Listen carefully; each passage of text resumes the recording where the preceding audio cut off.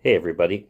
If you've been joining with me these last few weeks, then you would know that we are well underway in our conversation about ways that we can be a blessing to our community, that we've been blessed by God and now have this great opportunity to go and bless others. And we talked about beginning in prayer, listening, and then last week we discussed ways that we can invite people into our lives, particularly around the table and eating. And today we come to the S of bless, the first S, which is to serve. Near the end of Jesus' ministry on earth, he gathers his disciples together for the Last Supper. And before they partake of the meal, Jesus takes a lowly position and begins to wash his disciples' feet, showing an act of service, showing his love to his disciples and also his willingness to humble himself and serve those around him. And in verse 14 and 15 of John 13, he says, "Now that I, your Lord and your teacher, have washed your feet, you should also wash one another's feet. That I have set for you an example that you should do as I have done for you." And like all the other things that we've been talking about and how we can bless others, we are following after Jesus. We are following what Jesus has done, that he began in prayer, that he listened to those around him, that he welcomed people to be a part of his life.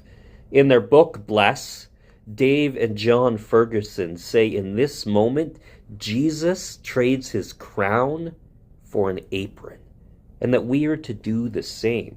As we've been praying for people in our lives and opportunities to share God's love, as we've been listening to those around us and the culture and the world and welcoming people into our lives, we are hearing opportunities that we can serve, ways that we can be Jesus's hands and feet.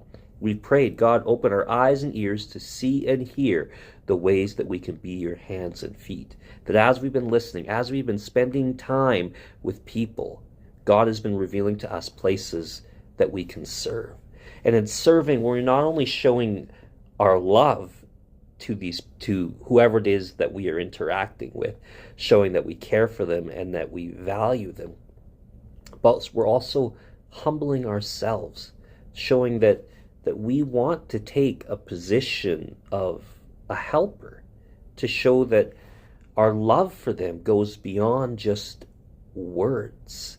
Jesus does this for us. When he trades his crown for an apron, he doesn't see himself as better than any of us. In fact, he takes the low position, particularly in this case of washing his disciples' feet.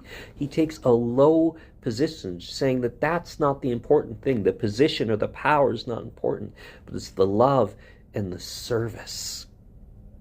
In Philippians 2, 5-8, it says, "In our relationship with one another, we are to have that same mindset as Jesus, that who in being very nature God, did not consider equality with God something to be used to his own advantage, but rather he made himself nothing by taking the very nature of a servant, being made in human likeness, and being found in appearance as a man. He humbled himself by becoming obedient to death, even death on a cross."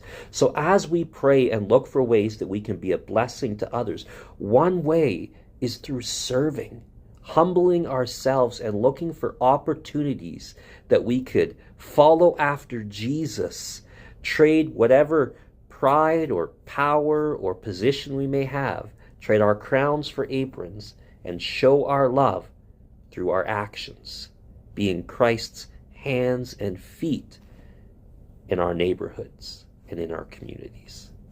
God bless. Take care.